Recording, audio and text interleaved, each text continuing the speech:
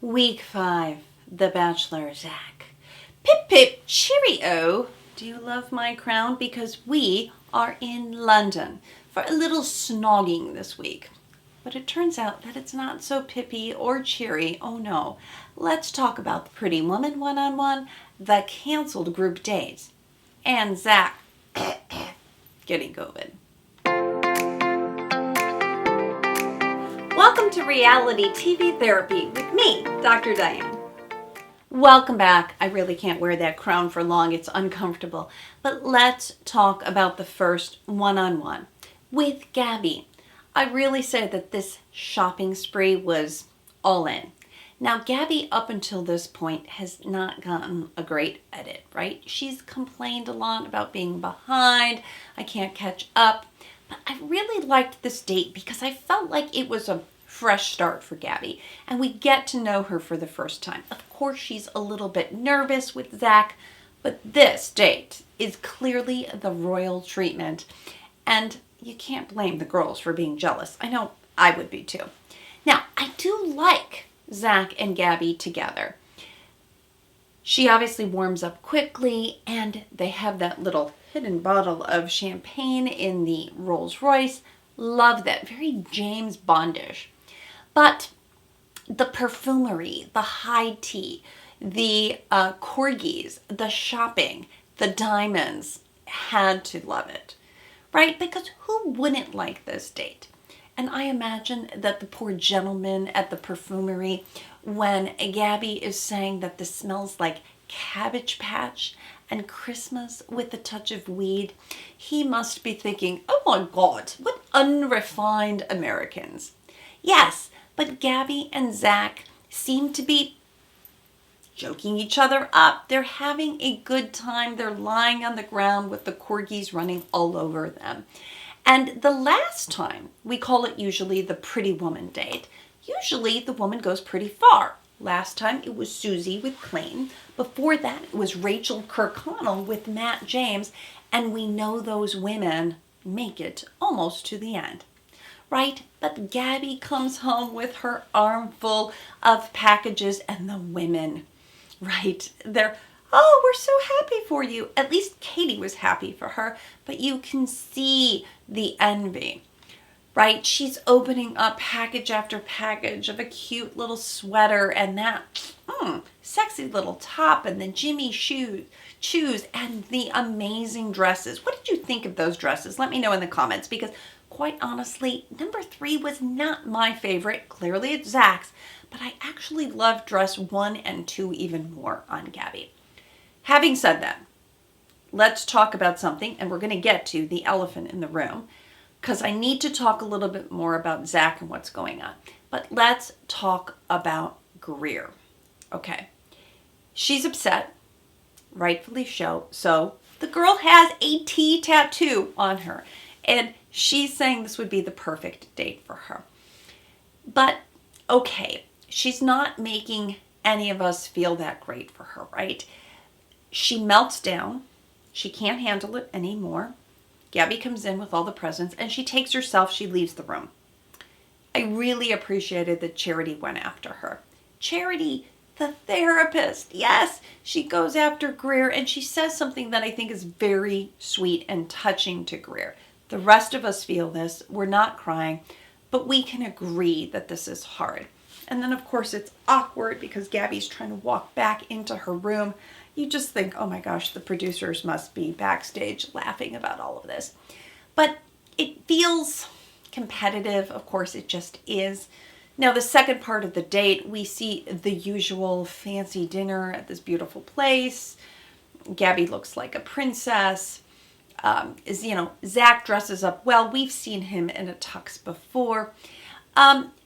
But here's a few things that I want to get to, because Gabi is now sharing yet again a man has treated her poorly, and we all have these stories. But do you notice how Zach, when he can't totally relate, he kind of scrunches up his forehead. He does this thing, and you see the sort of lines in his forehead. And I begin to think, like, how much relationship experience has Zach had? these women are sharing these profound stories of 2-year-long, 6-year-long, 7-year-long relationships. And I just don't know if Zach has had those or that experience. But there's something about the way that he looks at them. I feel like he just can't, he doesn't quite get it. All right. Before we get to Greer, I want to talk a little bit about that group date, because to me, this felt like a total setup. Didn't the producers know that Zach had COVID? Now, it can happen, right? You have the symptoms and you don't test positive till a certain point. But at this point, or the way it was edited, it just looks like they already know Zach has COVID. And yet, what are they saying to the girls? Because each of the girls is coming back in their in the moment interview saying, oh, I was set up. This reminds me of a guy who ghosted me. And I'm like, he has COVID. He hasn't set you up. He needs to quarantine because, yes, everybody else would otherwise get sick, and that's the right thing to do. So I feel like they're just dragging us all. They're dragging us all on the double-decker bus to the pub. He's never going to show up. He's not going to surprise them. Here I am. I'm feeling better. He's not coming to the second part of the date. Why bother for the girls even to get all dressed up? The only funny part is that woman in the pub giving the sort of British slang, thought that was cute, and Greer was also just like drinking beer. And I'm like, good for her. She's stressed out. Finally, Jussie comes and tells the women that Zach has COVID. All right. And yes, of course, Charity's going to be upset. She's lost out on her date. And I also imagine, and I want to take stock for Zach, if he were ever to be watching my videos, Zach, I get it. You were stressed out. You were sick. That is kind of the worst thing. And some people are just worse patients than ever. But I know, because having COVID is awful. You do feel like you're isolated, and it's a vulnerable feeling. I get that. Now, also, I imagine the pressure is just huge, ginormous. They are on a schedule, right? They're going from each of these host countries to the next. There's a lot of money on the line. Production is working. There's just no room to like bring in a second lead, right? So I imagine the pressure is tremendous to fulfill your contract, to go through. And so in my mind, I'm thinking, well, why not take a few more days or take a week to recover? And heaven forbid, again, Gabi was in on this date too. What if she gets sick? What if the other girls get sick? And we can easily kind of replace a girl on a different date as they were all recovering. But I just felt like this is when, and why I talk about attachment theory, when we see the person in hot water. And Zach is in hot water now. We saw him with Rachel in hot water, and now we're seeing him under stress again. And it's not a great look.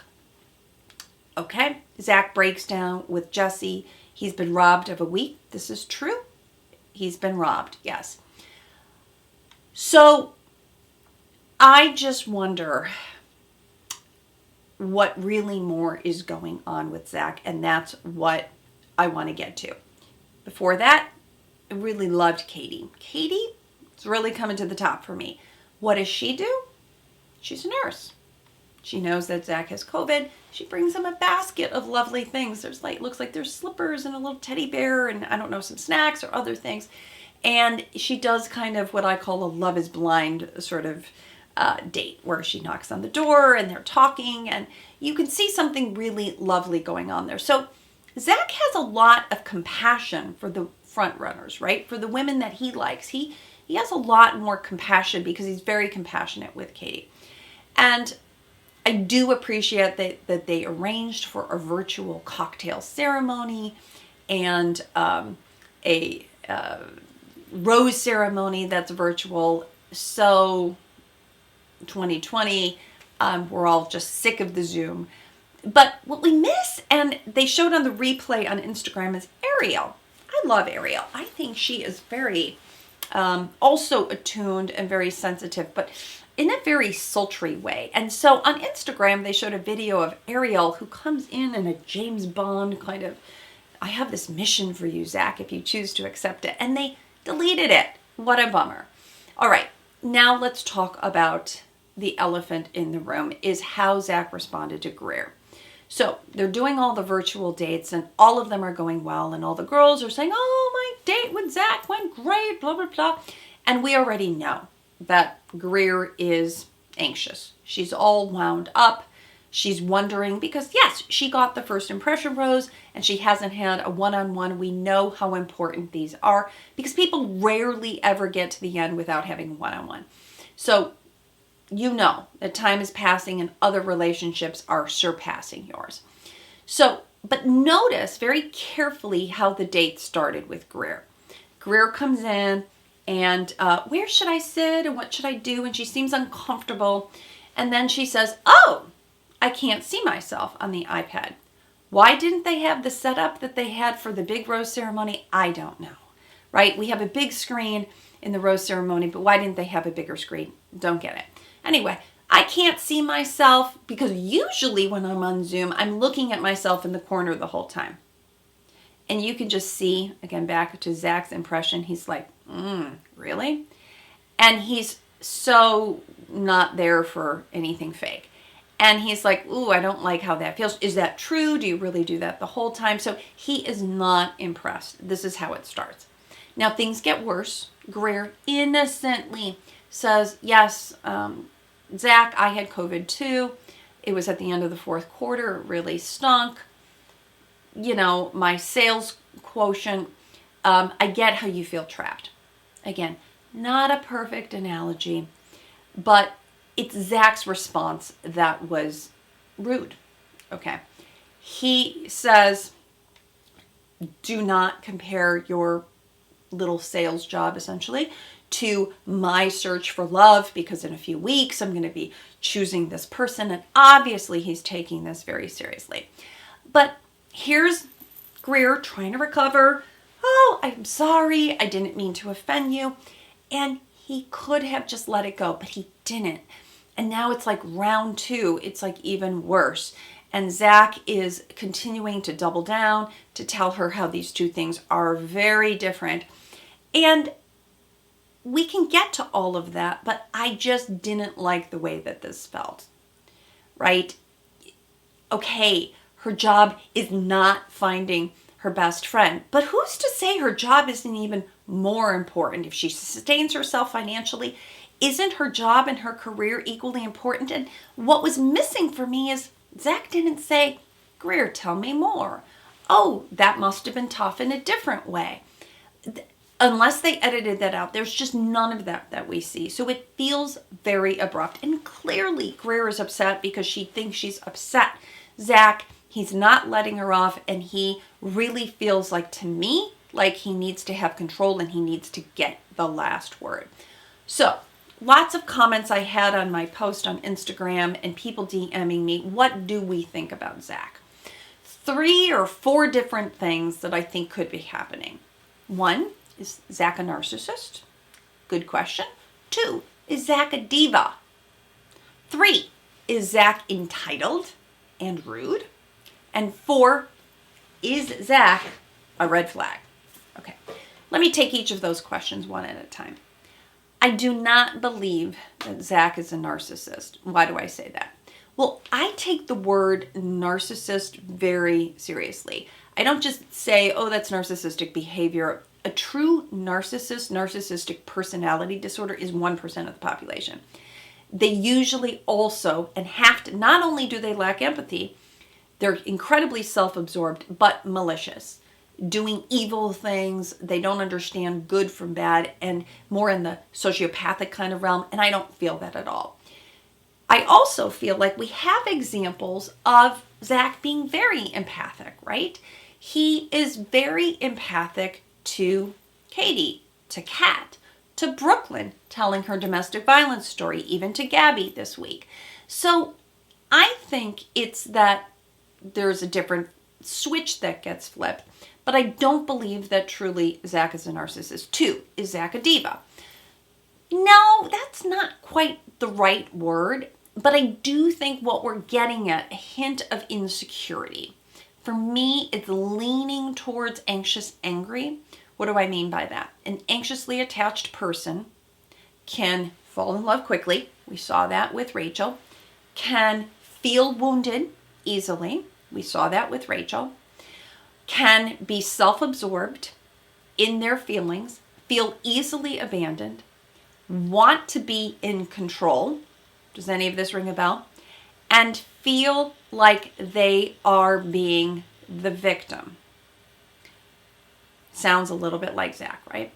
The angry part comes when, this is back to the strange situation I think I've talked about in a different video, about when the child feels like the parent who is inconsistent leaves and then comes back. They're pissed, like, you left me again. And here's what Greer's doing. She's being different than all the other girls. All the other girls are, Zach, I miss you. Kiss the orange. Oh, I can't wait to kiss you again. And Greer is offering just like a little different slice, not all about him, but like about her. And he checks her, right? He feels like she's missed it. So that's what part felt anxious, angry to me. Now, number 3, is Zach entitled and rude? One could say he had a privileged background. Does that mean he's entitled? Does that mean he's rude? Has he gotten everything he's ever wanted? I don't know. But it did feel abrupt, okay? His behavior certainly felt abrupt.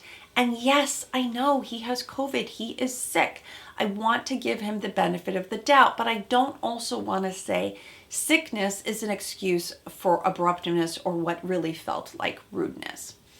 So I get it that Greer is somehow rubbing him the wrong way, but that's what I see. Now, number 2, is Zach a red flag? Well, I don't like this term either, and I defended Rachel and said that she wasn't a red flag for being emotional. So I have to say the same for Zach, that he's not a red flag, because in the comments, girl, run, and I don't think that at all. I think Zach is a good guy. I think he is there for the right reasons. I think there's some work, obviously, to be done. I think Zach, quite honestly, again, got the ick from Greer, however you want to say that he changed his impressions about her, but he did give her the first impression rose, and then maybe he was quite disappointed with her. But this, to me, feels more, again, like the anxious, angry, the nervous person, and we're starting to see Zach's edges because now the stress is mounting.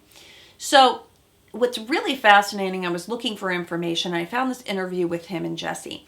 And he said he wanted Jesse's job, which I thought was interesting because he's someone who's so against the followers and social media, and he doesn't want to deal with that. But he also said, Jesse asked him, what's the hardest breakup you've ever had? And he said the hardest breakup was with Rachel. So back to, has he really even had a long-term relationship? I haven't heard of any exes coming forward to vouch for him one way or the other, but after an 8-week-long relationship is the most intense relationship because you were blindsided on a reality dating show when she's dating 30 other people. So that to me just felt like naive, that he was, again, young, inexperienced, expects to control the narrative on everything. When he says, I don't want drama, I don't want to deal with it. And I just don't see the depth of a secure person who could handle conflict. Now, here's the oxymoron for me. So he says, I want a person who's communicative, right? Because Rachel was not communicative. Well, I don't think that's entirely true. I clearly don't think they were a fit, because if they're two nervous people and Rachel had her nervous energy and he has nerves, sometimes two people have a lot of fire. They can be connected, but it's also a lot of flames. It can be too much.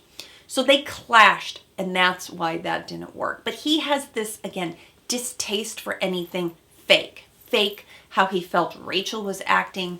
Maybe he felt Christina was fake. Thought Anastasia was fake for wanting more followers. And now Greer is in some ways being fake, looking at herself, and then, heaven forbid, comparing her work to his love. So let's get to it. Could Zach have handled this better? Yes, of course. And all people have some room for growth because that's why we're here. He could have pulled a Matt James and said, thank you, Greer, for sharing. He could have said nothing. Why did he need to get the last word and to get it right and to get the record right? That, again, feels like the anxious, angry part where I need to control the narrative.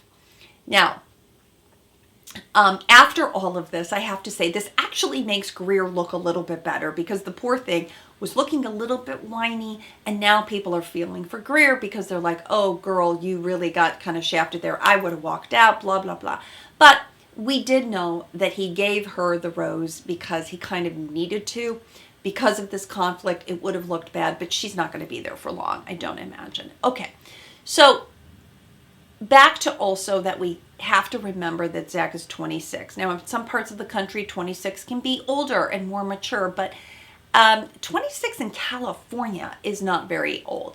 So that's the part back to experience. If he was so easily kind of blindsided on his show. But, you know, he also speaks in some ways of this kind of like bravado, like, I am going to do it differently. I will communicate better.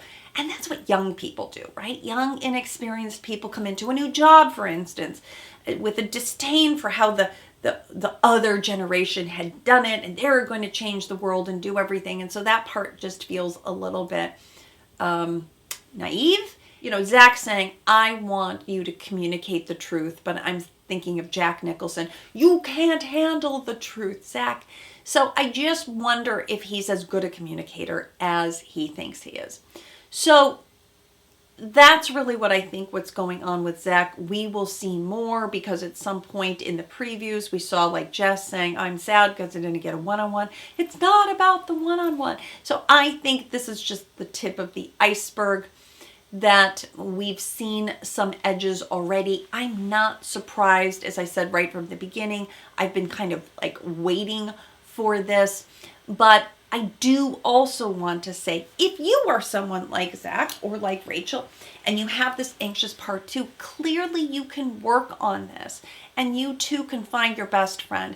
I really think that what he does need, though, he needs a solid partner who's really going to help calm him down. Because watching this, again, he can get better in his communication skills. I don't think he's, again, a malicious guy. I don't think he's ill-intended. I don't think he's a narcissist. But I do think if he ended up with someone like even Charity or Katie, they both seem to be really solid women who could bring out the best in him. And he reminds me just a little bit of Peter Weber and Kelly, because all along I had thought Kelly was the best person for him. And sure enough, he ended up choosing Maddie and then Hannah Ann, right? There was all of that confusion. And then who's he back with now? He's back with Kelly because there was something about a grounding kind of quality. And I see that in either Katie or in Charity. Now, the night ends with the virtual rose ceremony. What do I do with the rose? That was all kind of silly. But Mercedes and Kylie go home. No big surprises there because Kylie was involved in that drama too. And Mercedes, we just didn't get to know. Now, the order is important too. Katie gets the first rose. Charity gets the second. I think it was Brooklyn, Kat, Greer. So we all know who kind of that rank order is important. But stay tuned for more. Let me land this plane. Let me land the elephant. The reality check. You don't need to check your partner's behaviors that carefully, okay? What I would always say is, do you want to be right or do you want to get along? Because Zach was opting for being right, for like getting it clear, set the record straight. I need to tell you my half, when really better opt to just get along, and that means let it go. We can't fight every fight, because if you see everything as a fight, it's going to be a difficult, long relationship. So I hope you are learning something from these videos. Like, learning to let things go is a skill just as important as listening as everything else. And I'm hoping that there will be some growth here for Zach. I don't, again, see these things as end-all, be-alls. but more about a lot of nuance and all of that. Let me know in the comments what you're thinking, how you saw Zach, and if you're cautious like I am, or you think he's the best Bachelor still, or you really think that we're off the rails. Thank you so much. I'll see you next week.